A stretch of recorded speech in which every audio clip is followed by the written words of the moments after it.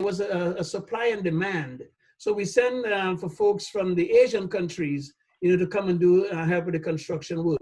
Just like you have, America here has the migrant workers, So because of all this need, for the jobs, we have this diverse background. So now we have the East Indians, we have the Africans, then we have the Asians, for the construction, and then we have the whites, that come and work with the Shell and the BPs and all this different stuff.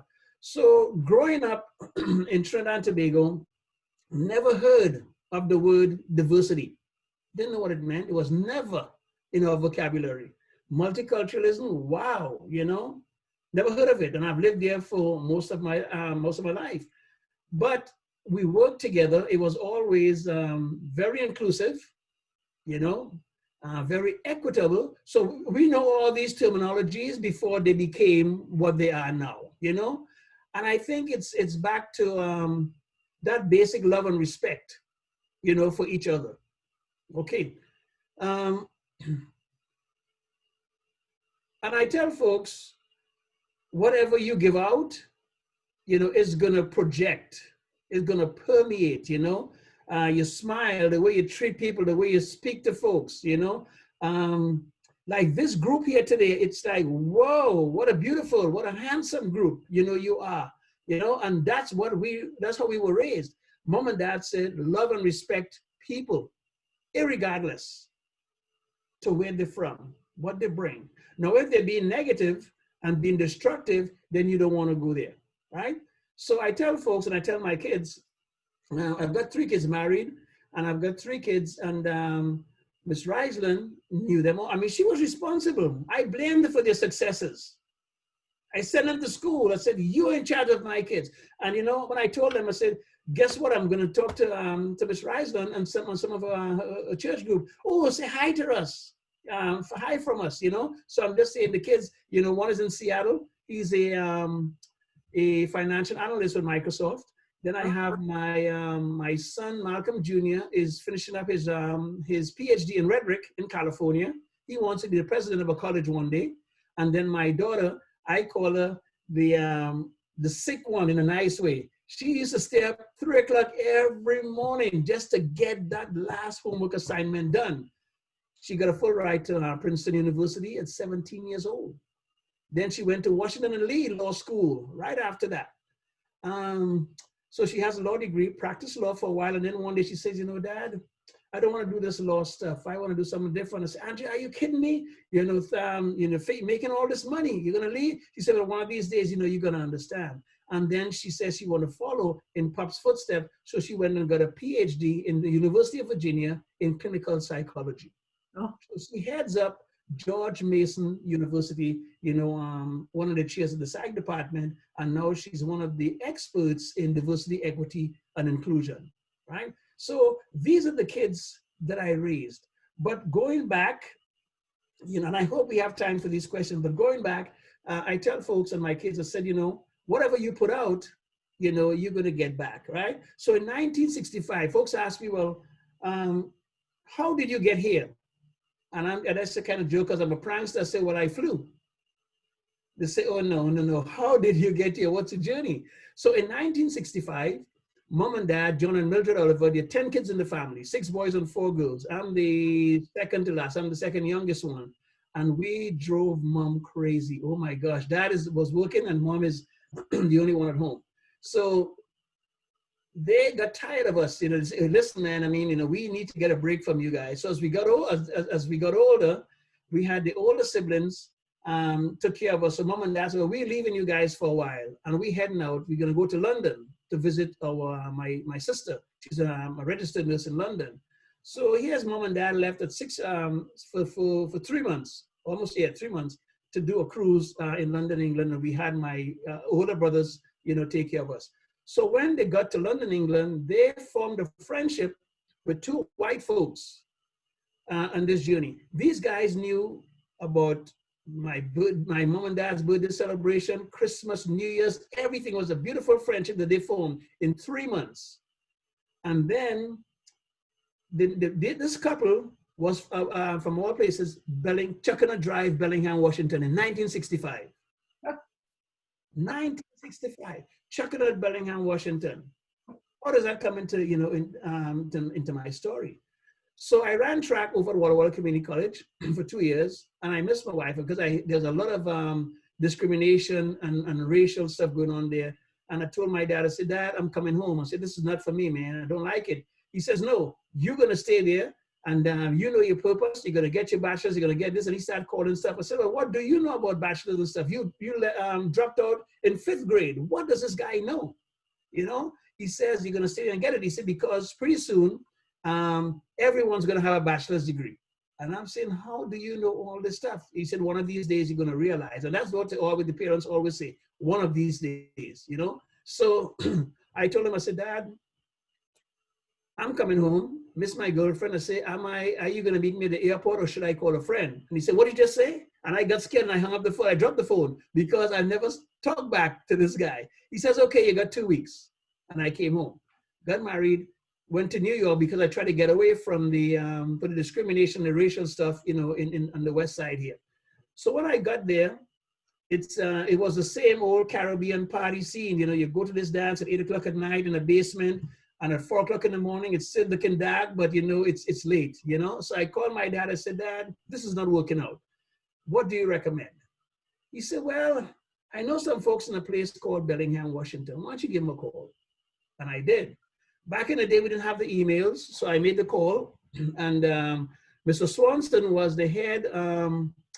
He was in the financial department, the chief accountant at St. Luke's Hospital on Chestnut Street. So I'm not sure if you guys all remember, because I go way back. So I send him, I called him, he said, and he mailed me an application to Western, and he mailed me an application to St. Luke's Hospital for a job. I said, okay. So he said, well, I'm going to get you a 2-bedroom, fully furnished apartment, 5-minute walk from Western Washington University, because I got accepted there. And I had a job at St. Luke's Hospital before I even left New York City, right? So, and the story gets better.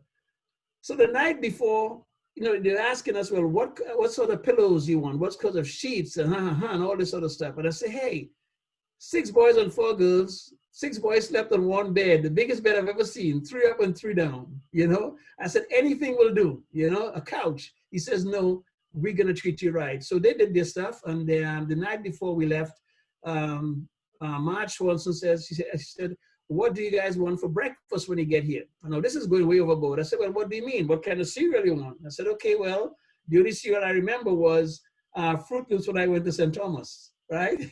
For vacation. Okay, 4 days on the Greyhound bus, we got to Bellingham, Washington. This gentleman took 2 weeks vacation to make sure that these 2 little Black kids were settled in their homes. And as I came off the bus depot on State Street by the electric, by the light company there, came off the bus and here he was, little guy, maybe about 5'8", 100-some pounds. And he said, Oliver, how are you? And, big hugs. And he said, okay, let's go. Got home to the apartment, beautifully furnished, and opened the refrigerator and the cupboard, 2 boxes of Fruit Loops and a gallon of 2% milk. And I tell folks, if this is not race and human relations, I don't know what is. I don't know. And you're telling me now about white privilege, and I supposed to look this way, and feel this way? No, these folks trusted us because they had a very good relationship with John and Mildred Oliver. So they figure, well, the kids might be, have similar ideologies, as they are. So got inside there, and every Friday I came from school, he said, drop your bags, your backpacks, and let's go check on a drive. And that was our home, for the weekends. Every weekend, my wife and I will go there, overlooking the water. So fast forward many years, Bellingham and Whatcom County has been so good to us. Now it's my time to give back, My kids, they're grown, they're in different positions, and they keep calling me. They says, Dad, do you have any students that would like to be mentored? you know, or want to do internships at Microsoft, you know, wherever, here and everywhere, you know, and that's what that's where, you know, we need to be going as far as racial issues are concerned. You know, we hear of all these different terminologies, the cultural competence, the white privilege, implicit bias, all these words. I think it's kind of causing it's causing the polarization, and it's kind of putting us backwards. You know, yes, we have privilege. I have privilege. You know, I can get up in the morning, I can turn my faucet off, and I know there's water there, hot water. I can open my garage, I can close it. You know, and it's not about having privilege; it's what you do with the privilege that you have. So my message to you is, don't feel guilty. Don't feel guilty at all. You know, you have the privilege. You know, make sure that you help out. You know, folks in need. I'm also a big believer of we are part of a village. We are responsible for the children. And I can remember we live on a hill in Trinidad, and that's a picture right there. It's overlooking the mental hospital. I spent so many hours over in that mental hospital. It kind of grounds me, you know, because we hear about mental patients and it's taboo and no one wants to, you know, respect and talk about these patients. You know, they're kind of ostracized, but it's a place that, you know, we have these 100-gallon, you know, barrels for water to keep that water when the water is running. But sometimes they take away the water from you, they ration it, okay? So, but one place always has water is over in the mental hospital. And we will just walk across the river, maybe about 100 yards, and we'll, you know, we catch our water there. And while we're there around the standpipe, you know, close your eyes and picture this, we're around the standpipe, there are all these mental patients having conversations with us. And one day, I tell you, I was almost institutionalized. Why? Because at 6 o'clock, they come and they round up, the guards come and they round up all these mental patients and take them in. So here's my brother and I catching water, having a good time with these folks. And then we heard the bell ring. Okay, they're coming and get us now. So I said, okay, let's go, let's go. And my brother ran.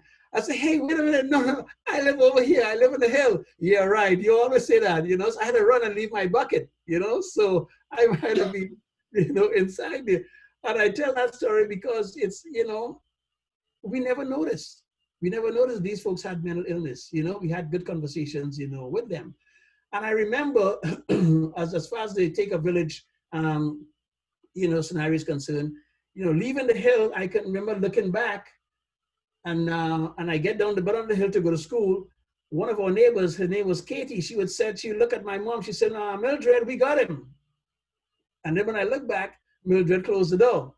So she's going about her business now, getting her work done while we go to school. And every inch of that journey going to school, we had someone. When Katie left us, we had another one named Octavia, and so on and so on and so on, you know. So that's why I thank the Bellingham Public School District, you know, for raising my kids. Because if you're spending 8 hours, 7-8 hours with my kids, you know, you better assume a big part in their lives, you know. And they can't come home and tell me, hey, you know, Miss Riseland did this to me. Okay, what did you do? And then you get in trouble when you get home with me, because it's the same thing that happened with my folks. If I ever come home and say, hey, listen, Dad, Miss Noons wasn't good to me. What did you do? You know, type deal. So it takes a village, you know, to raise our kids. And I try to, you know, to impose that on the folks that's up here. I try to encourage that. But again, the society now is totally different. You can't correct a child, any child now. You can't see a kid in the street and say, hey, what are you doing there? Get home. You know, they start, you know, calling the lawyers, they start calling the police, and everyone gets involved because you're trying to correct, you know, to correct the kid. So all these different books that we're reading, you know, Between the World and Me, we have I'm Not a Racist, all these different books, White Supremacy, White Fragility. But I tell folks the best book for me is the Bible. You know, that is the book that I read because it is so simple. There are 3 things that I take from that Bible. It says, you know, love your neighbor as yourself, right?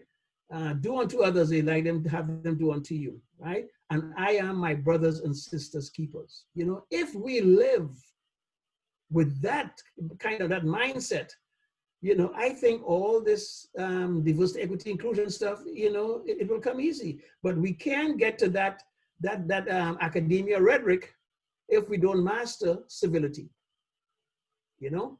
And I think we're missing that. You know, gone are the days where, you know, you talk to your neighbor and say, how are you doing today? Can I help you out? You know, is everything okay? You know, we're afraid of each other. We're afraid of each other.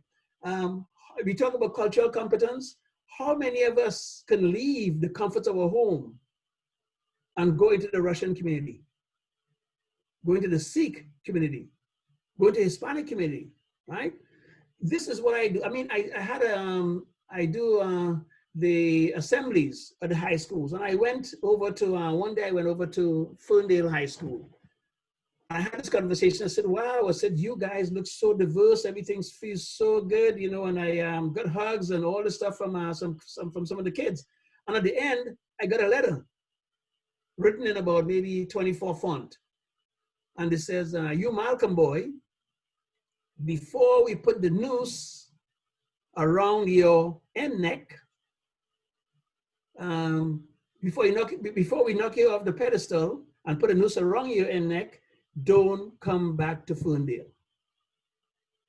Wow. I said, ooh, what do I do with that? Okay. I called the principal. The first thing I did was I talked to my police chief. This is what I got. Oh my God, this is a hate crime. And they made a big deal about it. They called in the FBI, all this other stuff. And I called the principal. I said, sir, I don't want 45 minutes. Could you give me 3 minutes with the same group of kids? I said, I have a message for these kids, right? I'm not afraid. So my police chief says, are you sure you want to go back there? You know, and I said, yeah. He said, let me come. he said, I got your back. I want to come with you. Make sure you're safe. I said, no, Jesus has my back. And that's when I wrote that song, Jesus Has My Back, on one of my albums. You know, it says, hiding from my Savior, so ashamed of all my sins. Saw him looking. Then I heard him call my name, but I wouldn't let him in until I read the story of the little lamb that was lost. It was me that he was looking for. I know of this because nobody has my back. Nobody truly loves me and has my back like Jesus does. You know, I said, and at the end of the song, I added one of the old hymns that say, and now he walks with me, because after he found me, I said, now he walks with me, he talks with me, and he tells me I'm his own. And the love we share as we tarry there, none other has ever known. So I went back to the school, and I told them, I said, folks, it's good to be here. I said, I got a message from one of you, right? I said, but what made me angry about this message is you didn't spell my name correctly. You missed that L, that other L. And I said, whoever you are, here's my phone number, call me. Let's engage in conversation, right? I says, out of 1,500 of you, 1,400.99 of you, you know, love and respect me and enjoy what I do, my work. I say, but as long as Ferndale is part of America and God's country, I'm coming in, you can't stop me. So I say, thank you very much. Dobry dien, because there were some Russians there. I say, assalamu alaikum, you know, and I say, God bless you guys. And I walked out. And I was leaving, I saw a shadow move behind a tree. I said, oh my gosh, I'm dead today. You know, I was dropped. When I checked out, the shadow was my police chief. I said, man, what the hell are you doing here? You know, so he showed up, you know, to make sure that I was safe. But the thing is, we should not be afraid, you know, of each other. You know, I go to the Sikh temple, you know, I listen to their sermon because they have a translator there for me. I put the hair ties on. That's uncomfortable. You know, we're not used to that. Excuse me. I take my shoes off. I sit on the right, you know, because men at the right and women at the on the left. And I encourage, you know, folks from my community, school district, law enforcement, have your meetings at the temple. Don't wait for them to come to you. That's what I call cultural competence. So it's not just about talking about it. It's not about talking about it. It's about actually living it, walking it. We are so scared of each other, folks, that we're afraid to come and say, you know, hi, how are you doing today? Because we may make mistakes. Yes, there are going to be microaggressions. We're going to all say things that we think, you know, sounds right or flattering to someone else, but it might be, you know, negative, you know, and we learn from that. You know, we learn from that. So, as I said, that's the best book, you know, for me. So let's just get down to the Between the World and Me. It was a very difficult, you know, first part to read. Yeah. It was difficult for me because that's not how I grew up. I can't identify. I can't identify. You know, another one of the experiences before we get there that I had coming to Bellingham, Washington, there were one good experience and one bad experience. You know, the good one was the Swansons, you know, right? And the other one, a negative experience was I went to Western, first time in Western Washington University. So here we have this BSU, Black Student Union meeting group, 7 of us, 8 of us, you know. And back in the day, because I went in 70, 78. So I had this nice afro, and I had my little Cuban heels, they called it, you know, and it was back in the John Shaft days. So we all was rocking, or we all had this afro, and we all looked similar. We were all, you know, identifying with each other. So the topic of conversation was, you know, what's the interpretation of the word diversity? So everyone went around and they were talking about all these big words that I didn't even know, you know. And when they got to me, I said, well, I think it's the basic love and respect for humankind. They look at me and, what? You know? So then they said, well, we need to be represented in every department, in every office of the university. And they says, well, Malcolm, what do you think? Because my name is Malcolm, they call me X or whatever. And they think I was very rebellious, you know, but I had another plan for them. I said, well, mom and dad said, you go to school, get the education, and you apply for the job. That's how we get to be in all these different positions. How could 7 or 8 of us occupy all these offices? Well, they owe it to us. I said, no, we got to get the education. So someone, excuse my language, someone says, who the hell are you, Uncle Tom? And they laughed. And I laughed too. I didn't know what it was because we never studied African-American history. We did the history of the Africans, Caribbean history, and all that good stuff, right? So one day, so my nickname was Uncle Tom, and I loved it. I loved it, right? Because it sounded cool. So one day I was in the in Red Square talking to a white history teacher. His name was Dr. Trishelle, and he traveled all over the world. He knew more of Trinidad and Tobago than I knew of my country. And as we were engaged in conversation, these folks came around, and one guy said, hey, Uncle Tom, what are you doing tonight? It's Friday night. What are you doing tonight? I said, well, not much. What are you guys doing? We're going to a little party. Let's go. I said, okay. I said, call me at 7, 8 o'clock. I said, we check it out. Okay. So when they left, Dr. Trishelle says, what did they just call you? I said, Uncle Tom. He said, do you know what that is? I said, yeah. He said, what is that? I said, not like Uncle Sam. He says, no. I said, well, what is it? He said, I'm not going to tell you. He said, take my class in fall quarter. History of African-American history. I said, okay. And I read the books, Souls of Black Folks, Booker T. Washington, Malcolm X, Dr. King, all these great writers, Stokely Carmichael. And when I saw what Uncle Tom was, I said, oh my gosh, months of answering to that name. And I went back and I told those guys, and I believe I cried that day too. I said, you know, I said, gentlemen, I said, you disrespected me. I will be no longer part of this group.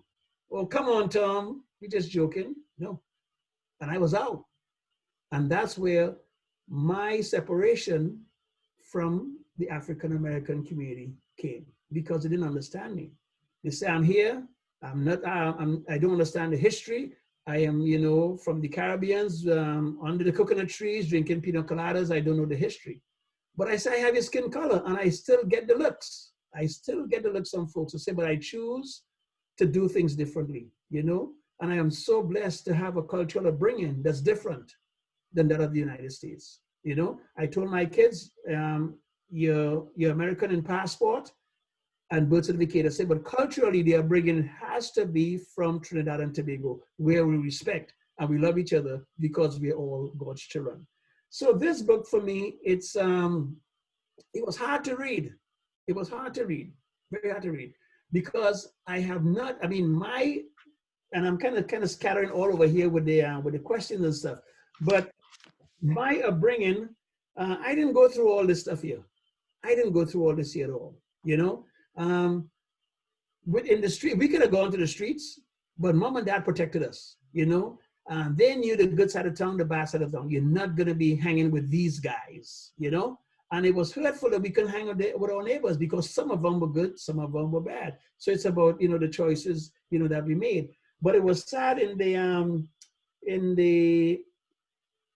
question here. Let's talk about before we get to the question. I kind of want to pose a question to you all. And the question to you is, at what point in your lives, and again, this is interactive, have you started talking about race? Let's talk about that. At what part in your life, as far back as you can remember? I think it was when I was a student at Western, Mm-hmm. and there was one Black male student who was a great athlete, and so he was fine. Mm-hmm. But then Western, I think, decided to bring a couple of Black gals to live in the dorm because Western was so white that I think there was a feeling that there should be, you know, a little more diversity. So I remember these two girls living, of course, together in a room in Eden's Hall, but it got me to thinking a little more about race. Of course, I grew up in Bellingham, which was white as all get out, except for the Native Americans out on the reservations.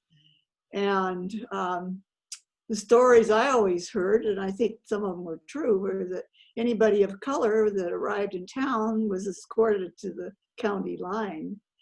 And so that was my beginning. I've thought about it a lot more as I've gotten older, but that was really my introduction. Anyone else? I have to say, I was born speaking of race. My mother's name was Zoila Walsh in Chicago. So you can imagine what living an hour's drive outside of Chicago was like in the 60s. You know, discrimination of everybody, right? So, and I'm a little bit of everything, and my husband is 100% German American. So you learned what everybody was of everything. And my mother was an American Indian and a lot of other things. And so you learned what everybody got stepped on. You didn't get discriminated, you got stepped on, was the word. And so you don't step on people. You were polite to people. And why don't you do that? So, and you learn not to do that to people. And you learn not to do it. You treat people the way you want to be treated. Why is it so difficult to talk about race? I find it not hard to.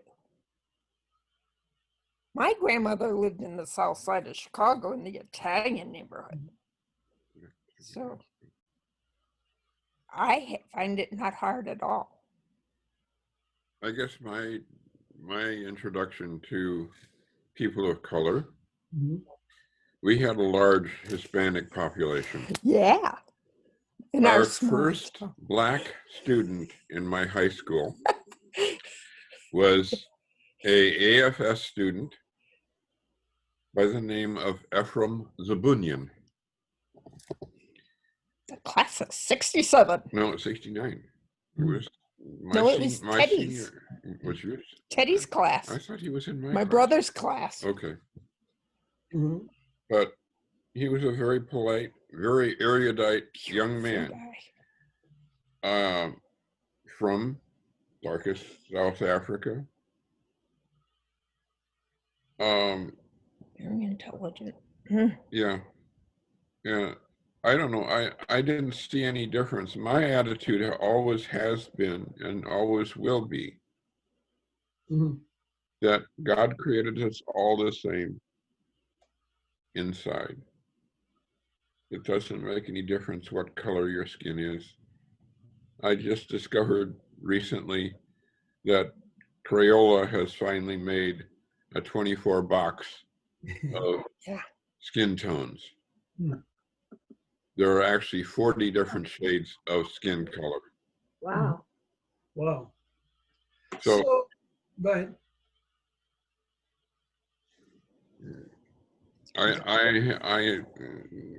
there's only You one human explain race.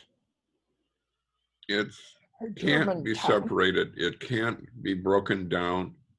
There's ethnicities, yes, You explain her German tongue. but No. we're all one.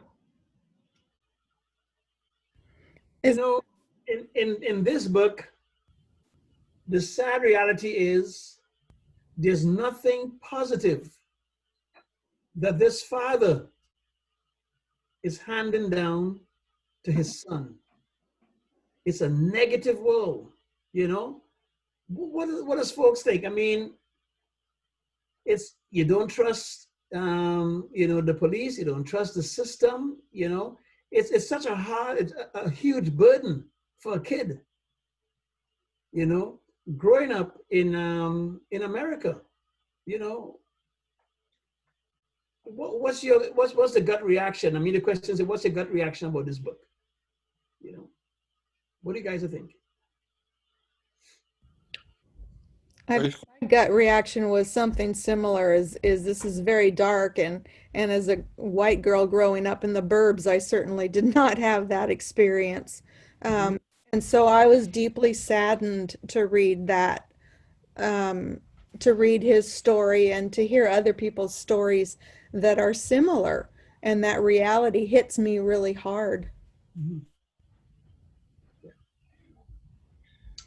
The It's- book really made me think, you know, as far as all of the violence, made me really think about all of the gang problems that we have. And anyway, yeah, it just made me think of that.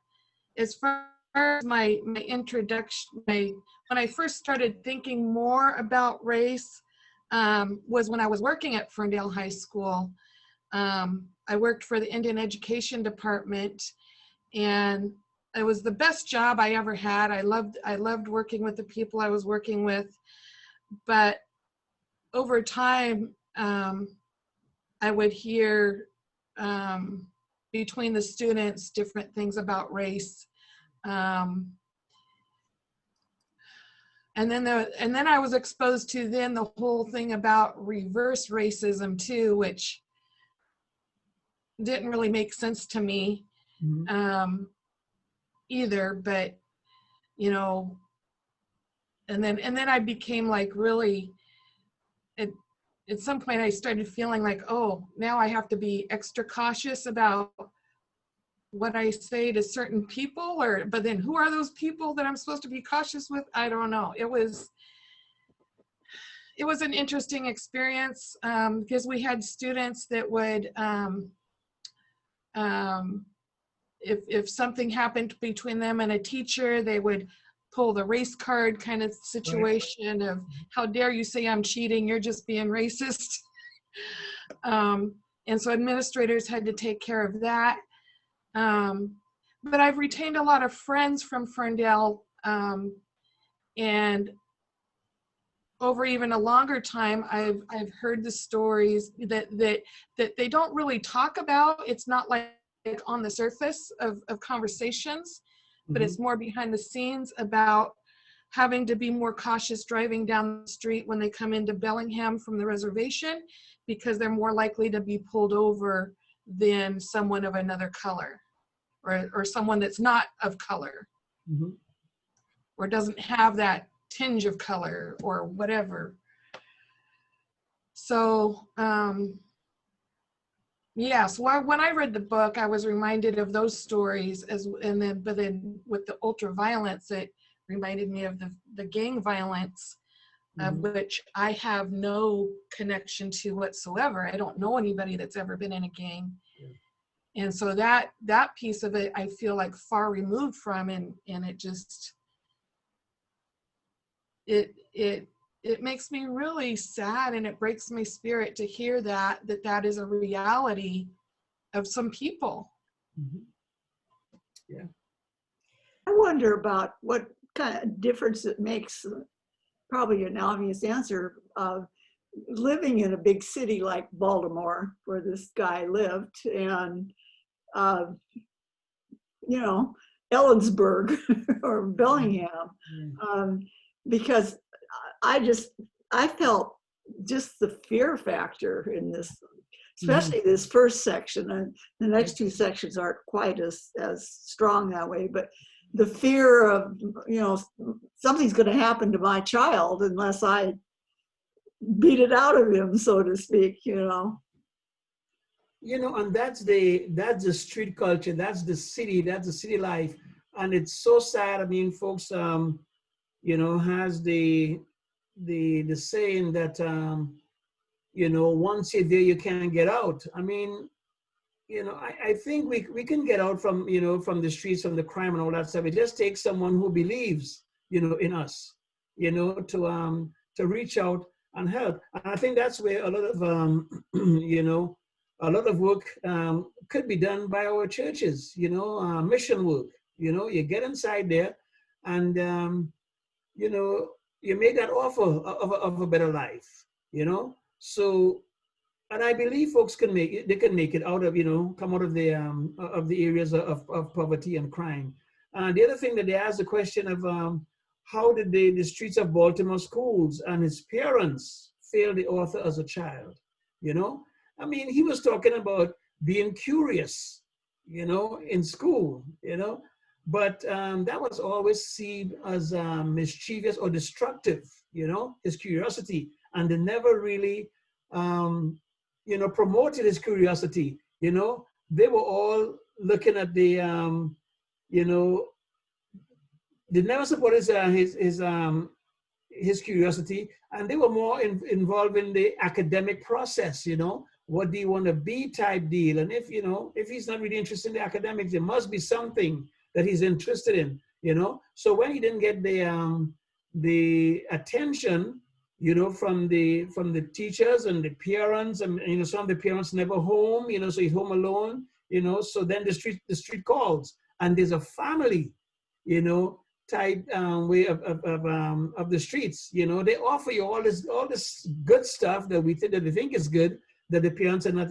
you know, offering the kids, and it becomes, you know, something that they really want, they like it, and then they kind of stray from, you know, from the expectations of the parents into this kind of gang mentality, you know, and that's the family. And you see, he's been jumped into the gangs, asked to do different things, have to walk with the guns and all that stuff, and that's where it starts. And the deeper you go, you know, you can't come out of it, you know. So it's just that that system that we create. On the other hand, we have the life of suburbia, you know, where you know, it comes to the American dream, you know. We dream of the strawberry. I mean, you know, they say here it tastes like strawberry shortcake, right? But it smells like peppermint, you know. You know, so is that dream versus reality? You know, you have this beautiful dream of wow, and then you wake up, you know, that, you know, the reality hits you. You know, it's not all strawberry, you know, and we all longing to have that, again, the white picket fence, and, you know, but not all of us are afforded that, you know, that luxury. And that's where the white privilege comes in, or whatever privilege you have to reach out. You know, we're not spoon feeding, we just hand holding, you know, to lift someone up and help them out, you know, as they go through their lives. You know, what does folks think?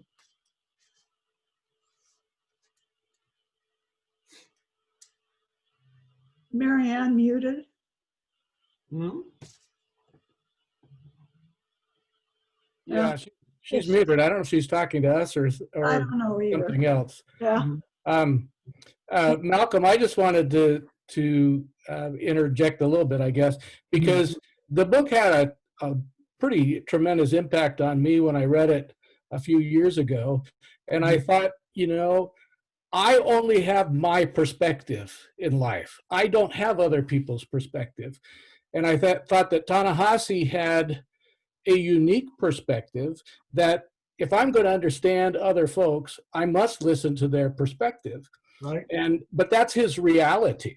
One of the things that I found kind of enlightening in the book is when he went to university. Did he go to Howard? Howard. Yep. Yeah. When he went to Howard, and it was like a whole new world opened up to him. And it was a world of pride, a world of acceptance, a world of, you know, we are in this together. And I think that was, and he says, you know, that was one of those moments in his life that was transformative. Yeah. Well, you know, I need to listen to that. I'm a white male person, and I only have that perspective. But if I'm going to be sensitive, I think, to other people's perspectives, I have to listen to their stories, and I have to take those stories seriously. Now, your story is different from his, obviously, but, you know, I don't know if yours is more prominent or his is more prominent to the American story. I don't know, but both are true. But I think his is American story. That's a true American story. And, you know, it's something that I can't speak 100% on behalf of, but I understand it. And it's my duty, it's my responsibility to change it. You know, like when he got to Howard, there was all these different writings that he was, you know, introduced to, you know, all this Black literature, you know, and that told him about the folks, you know, before him, you know. So, but as I say, it's difficult. It's difficult for me to wrap my head around. I can't imagine. I couldn't survive. I honestly couldn't survive, you know, in that culture, in that point in time, you know. Then another question they ask is, what do you think the author would now be saying to Black children about the year 2020? You know, has it changed? I don't think so. I don't think so. We have made some changes, but I think we're moving backward. Because like when in 1992, when Rodney King got that beaten, you know, I wrote a song about it. And I thought, oh, wow, that's the worst it could get. But 2020, Mr. Floyd, and the list goes on. You know, what are we doing? You know, what are we doing? And it's true that, as I say, you know, Jesus has to come. Something has to happen, you know, because it's not getting any better. It's not getting any better. All we do, I think we're doing more talking than action. You know, we have all these diversity plans, you know, and the rhetoric, but how are we implementing it? It's right there. It sounds good. It reads well. It looks good. Everyone's mission statement and vision statement, diversity, equity, and inclusion. What about civility? I'm just saying civility matters. Yeah, Black, Brown lives matter, all that good stuff, but civility matters. Because if we can't treat folks with respect, we can never get to that level of academia rhetoric that we're talking about today. We can't. You know, and folks say, well, Malcolm, that's too simple. But that's where we got to start. You got to creep before you walk. You know, folks are spending thousands of dollars for presenters to come on a campus for 45 minutes, $15,000. And they give you a speech about Black Lives Matter, you know, and cultural competence and stuff. They leave. Are we implementing it? No. I think it starts with everyone. It has to be individual. It has to be individual. Other thoughts? Yeah. There was the quote in the book that I don't know what to say or think about it, but the quote of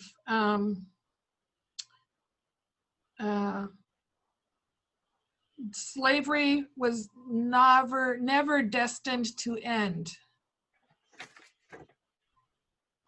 And that to me was pretty big statement. But it also reminds me of how little we've changed. Mm-hmm.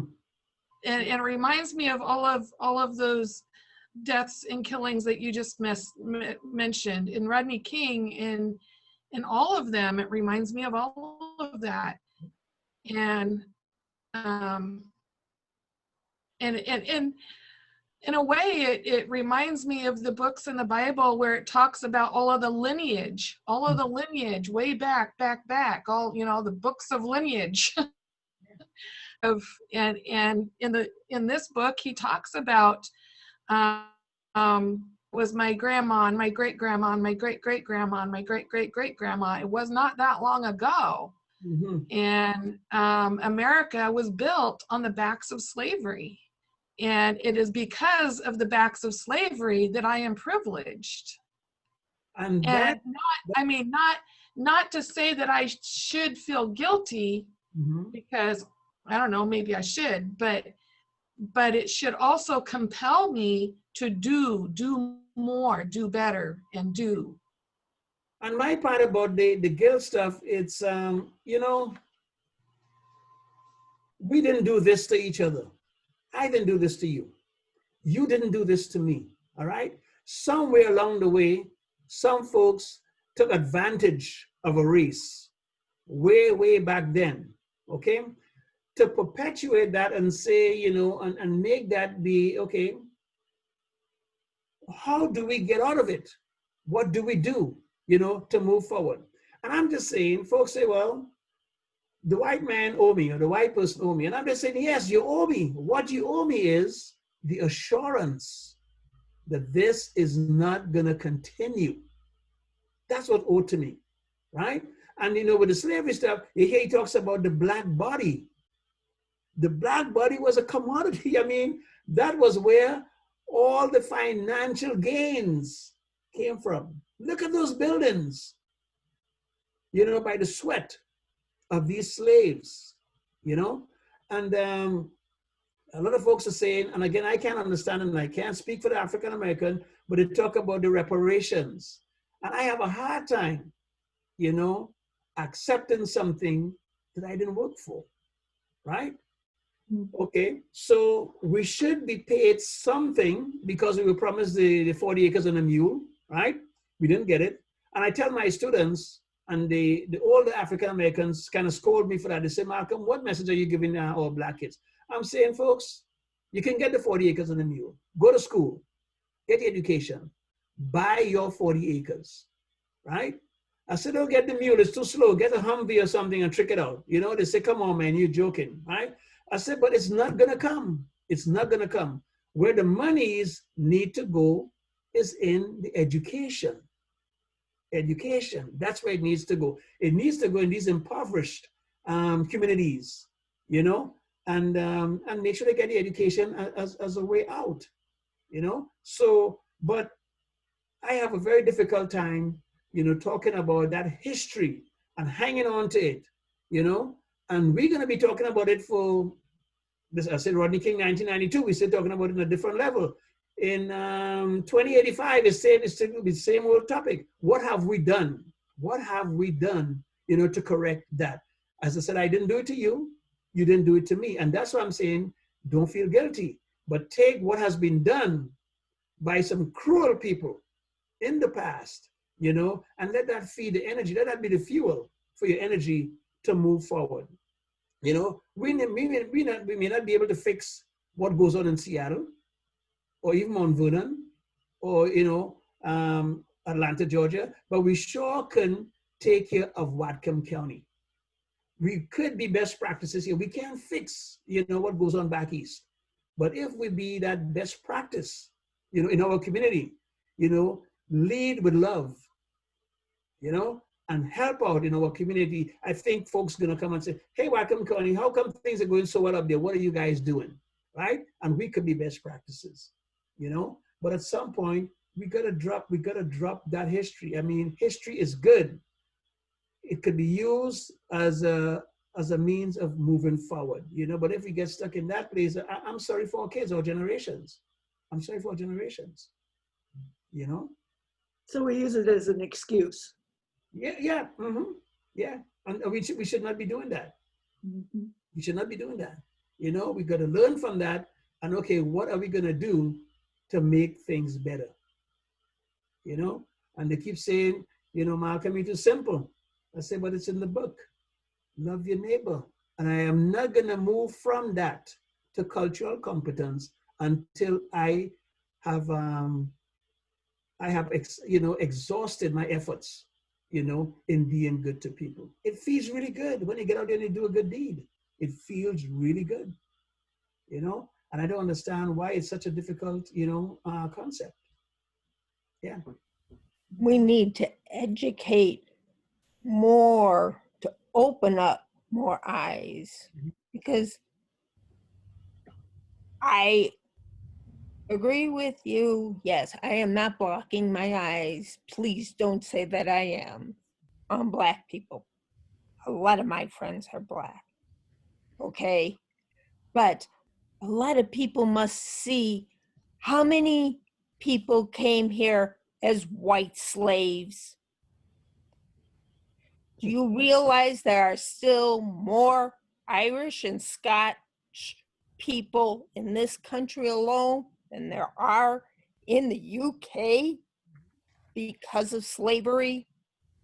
Well, that was a different thing, Bridget. I think There's slaves in the US. People must learn this. People don't know that. This is a thing that they must learn. okay.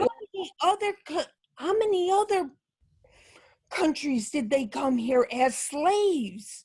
Yeah, I want to comment, Malcolm, on one of the things, the way you were saying about slavery was then, and we need to kind of start where we're at and move forward. I think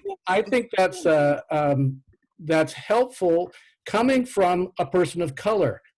If I was presenting that, and people said, what are you talking about? There's a legacy of slavery. Your family is where it is because you were not enslaved. My family is where it is because we were enslaved. So I think coming from a person of color, that's a more acceptable thing to hear. But I have a feeling if it was a white man saying that, they'd go, you're being very insensitive. Let me tell you, I get pushback from that. They call me Uncle Tom. I get pushback from that. But I'm telling you, you need to speak up, even though it's unpopular. Even though it's unpopular, as a white man, yellow man, whatever, you need to speak up. We need to hear the truth. And it is so sad that our young kids are getting this message and they're growing up with this hate, and they're waiting. We're waiting for this thing to drop from the sky, this 40 acres in the mule, I mean, I've never had to have that conversation about the police with my Black kids. 3 of them grew up in white Bellingham, right?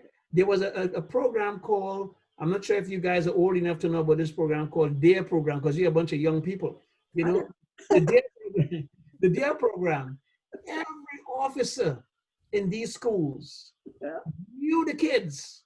That conversation, one day my kid went to school and he forgot his lunchroom. And he told Officer Backer, he said, could I call my dad and have him bring my lunch to me? You know what Officer Backer told him? No, let's go. And he bought my son lunch and they sat down at the table in the lunchroom. Right? And he came back, hey dad, guess what? Ruben, he didn't say Officer Backer. He said, Ruben. I said, Ruben, who is Ruben? He said, Officer Backer. I got to know him and, shook his hands. And now you're hearing, fast forward, you're hearing about defunding the police, get them out of the schools. How are these kids supposed to have a relationship with law enforcement? Only when bad things happen, And, it's kind of sad because, again, in this book, that's the message that this little kid is burdened with. Well, Dad, how do I get to move forward? You can't, son, because they're holding us down. You understand? But I told my kids, I said, nothing that you get in life, because my daughter Andrew, when she got to Princeton, she says, I feel so lucky. I said, no, you worked for it. 3 a.m, you put the work in. Don't feel lucky, daughter. Don't feel lucky. You did it. It's yours. So it's about going back to the family, encouraging the kids, being positive. And even if it's just a single parent, we have to pick up that slack. We have to pick up that slack. I was appointed, commissioner on African American affairs by Governor Locke. And I told him, I said, you know, we had some issues here with some Asian kids in the school. And I told him, I said, I'm not going to call you guys, because if I call Olympia, then I have to wait for a commissioner to be available. I said, I am going to take care of my kid. And then I'm going to fill you guys in, because that's the way it's supposed to be. You know, it's about a village, you know. So you got to speak up. You know, folks are saying, well, again, as a white man, I can't say that, Malcolm, but you can. No, it's about the truth. It's about the truth. You know, you're going to get, it would not be popular. It would not be popular, because you know your heart. You know when you're being discriminated. You know when you're being racist. And you know, now they have a language that the trainers are telling everyone to, it's like a cult saying, you know, I am racist. I'm a racist. No, I know, as I know the folks that I work with, and these folks are not racist. We may have some biases, because when I look up the definition of racist, it's not good at all. It's not. We have Hitler, you know, in these definitions of racism, you know. So we got to be very careful, folks. Be careful of the intellectual rhetoric, and you don't have to regurgitate it, you know, or learn it or memorize it, you know, to be good. I mean, it doesn't even have to come out from your mouth, you know, but be aware, read up about it, because I read about it. I studied the social justice movement and all that stuff, but it comes back to the basic love and respect for humankind. If we can't get there, buddy, you know, it's for zero. You know, so go ahead. Any what was 35? Any closing comments or remarks? Yeah, I don't want to, you know, force anyone to talk, but I think it would be wonderful to hear from some of the other Let's do voices. that. Yeah. And they may not want to, and that's fine. Anyone that has a burden, something on their heart that they want to talk about before we close off?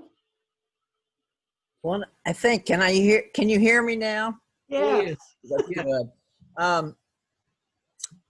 I think my question is in regards to, okay, we know that my path might have gone this way, although I got to tell you, it really didn't go too much that way.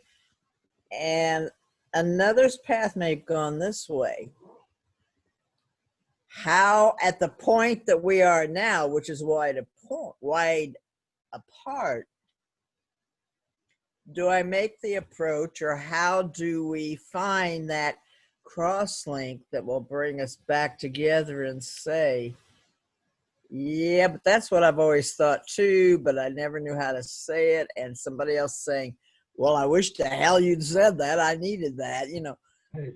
How do we cross from being the person that we appeared to be, because you're white and you're whatever, or you're black and whatever? How do we approach that? I think become a, and I'm going to use this. I don't like using the big words, but you have to become a cultural competence specialist. And all it means in English is you can go talk to anyone, anytime, anywhere. All right. Move yourself from that comfort zone. I mean, let me give you an example. When I first started working at Bellingham Technical College, multicultural director. Summertime, I was walking on the campus, and I saw this young kid, real black, you know, hair, dark complexion, right? So I said, Hispanic guy. So now I want to be so, you know, well-informed and stuff. And I, as we were crossing each other's path, I said, ¿Cómo estás, mi amigo? He didn't answer. And I said, hey, ¿Cómo estás, mi amigo? Still didn't answer. I asked him one more time. He said, hey, I'm no damn Mexican. So now, okay, Malcolm is in trouble now. What do? I got to think. I said, hey, no, man. I just learned that phrase, and I'm trying to practice it on people. Liar, liar. Right? So he says, oh. And I said, well, say if you're not Hispanic. I said, what are you? He said, I'm from Fiji. So I said, well, how do you say hello in the Fijian language? And he told me, right? So we struck up the conversation. He went through the computer programming, you know, classes for 2 years, and now he's a big computer analyst, you know, at one of the banks here, right? So what I'm saying is, I give myself the permission to make mistakes. They call it a huge microaggression because I assume. Now, if I see another person tomorrow who has a slick, looking black hair, and I make the same mistake, that I haven't learned anything at all. Mhm. Right? So now my lesson that I learned is don't assume, So what I do now when I see a unfamiliar last name, my question is for conversation, hey, tell me about that last name. And there start the conversation, So we have to get off our seats and just get inside and become culturally competent, an individual who can have a conversation anywhere. I can land anywhere in America. As a matter of fact, every time I travel, whether it's abroad or nationally, the first thing I do is to find out who is the chief of police in that area. And I get inside there. Well, who are you? I say, I just want to come and say hi and shake your hand and tell you what a good job you're doing. He said, well, come on in at 12 o'clock. I said, what time is shift change? Or 3 o'clock. I said, okay, let me come in at 3 o'clock. And I speak to 45 members of the police department that's going out there and putting their life in danger. And all Malcolm is saying, hey, thanks, man. I know you guys are taking a hit, but I really appreciate what you do. Huh? Who is this guy? I don't know these guys, And it takes that bravery to get up inside there and have the conversation, We can't say, but life is short. Look at the COVID, the numbers is going up every day. We need to make a difference. One of the things that I remember and wrote down from the book that Mr. Coates said, he was quoting Malcolm X, and he said, I loved Malcolm X because Malcolm never lied. So my question to you, Mr. Oliver, is who am I as a white man, and what lies am I telling without even knowing it?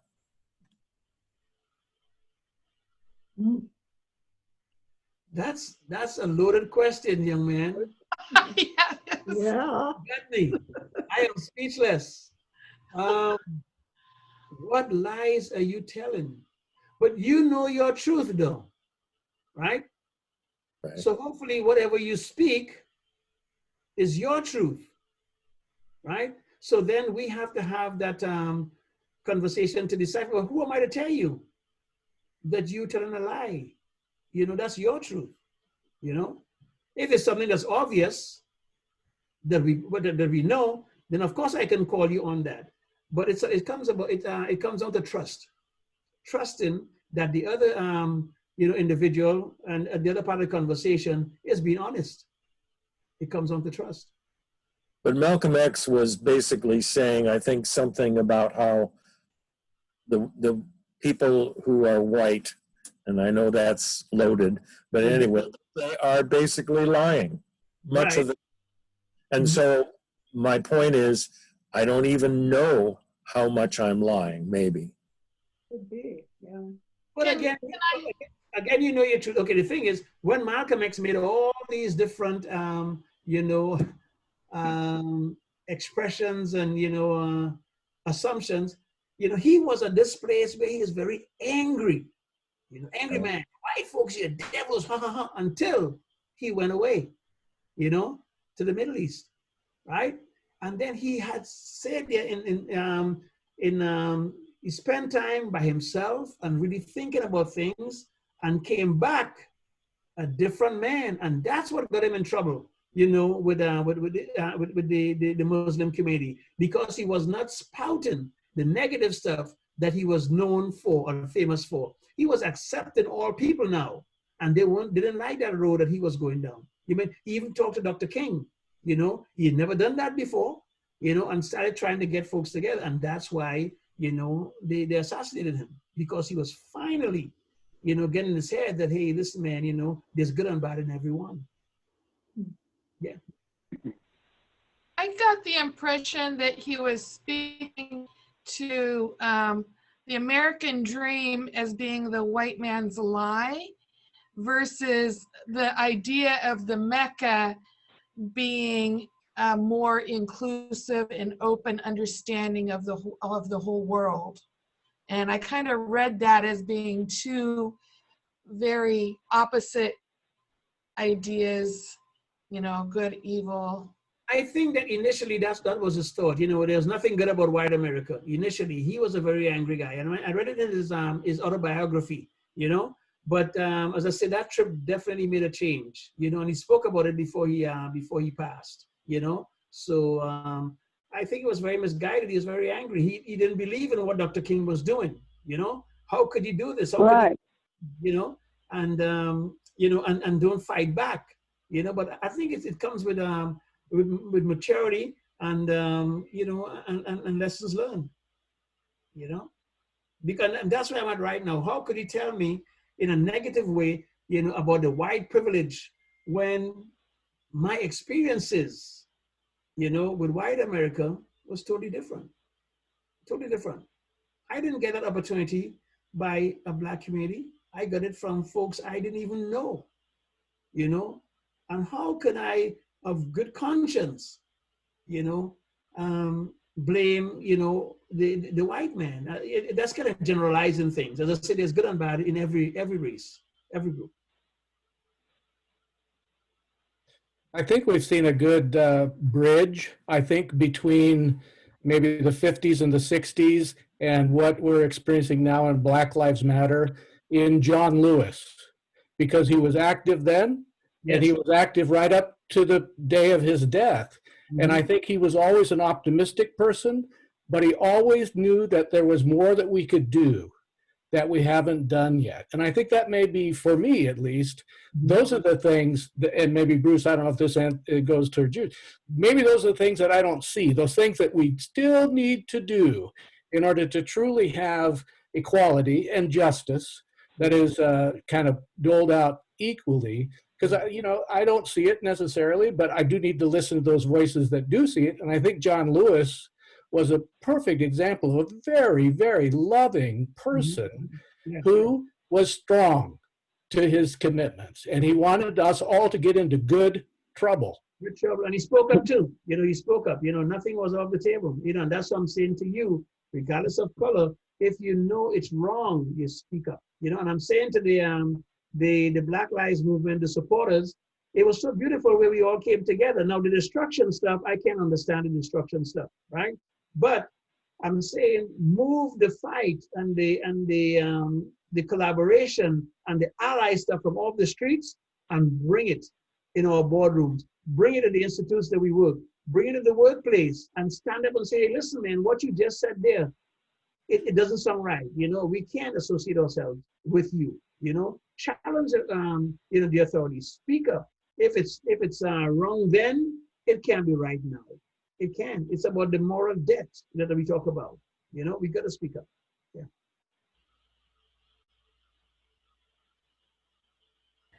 Thank you, Mr. Albert. I think that's a wonderful place for us to close, and I want to honor your time.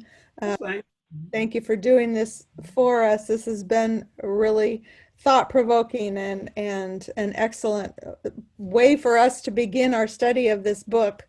Thank you all for coming. Brenda, did you have any closing words for us? No, it was great to see everybody and to have everybody participate. Malcolm, you're a prince. You know, I want to end this. There's a song I wrote. It's called "Teach Me About Jesus." And as a kid back home, when we heard of Dr. King's assassination, my mom ran outside. She says, "Oh my God!" And we were so scared that something happened to mom. Mom, what's wrong? She says, "They killed him. How could they kill this guy for doing such good things, right?" And she said, "Man, we need to go back to the Bible." And she went in the room. I was maybe about 12, 13 years old. Went to the room and started reading the Bible. So years after, I thought about our conversation with mom. And I wrote a song. It says, "Mama, read me a story. Don't take it from a nursery rhyme book. I want you to reach out for your Bible and history. Let us take a look. Does it say there is a superior race? Turn the pages. I want to see. It says all people should be proud of their face. Please, Mama, read for me. Come unto me, little children. My mama read for me. Our Father loves you so very much, my friend. He died for us to be free. Love a man or woman, not for his color, his race or nationality. Some of the world is going to hate you, my son. Mama explained to me.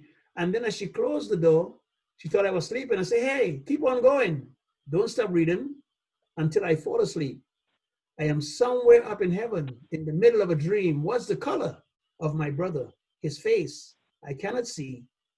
All I hear are gentle whispers and loving hands reach out to me. So take me down to the river, wash my sins away. I already love my neighbor. Now teach me how to pray. I want to be like Jesus. He's such a loving man, regardless of my features. If I need him, I know he'll lend a hand. I love you guys. And I'm looking forward to seeing Next you month, third Tuesday. So thank you so much, everybody. Thanks, Take care. Malcolm. Thank See you, you Malcolm. guys. Bye-bye. Thank you, guys. Yes. Thank you so much. Thank you.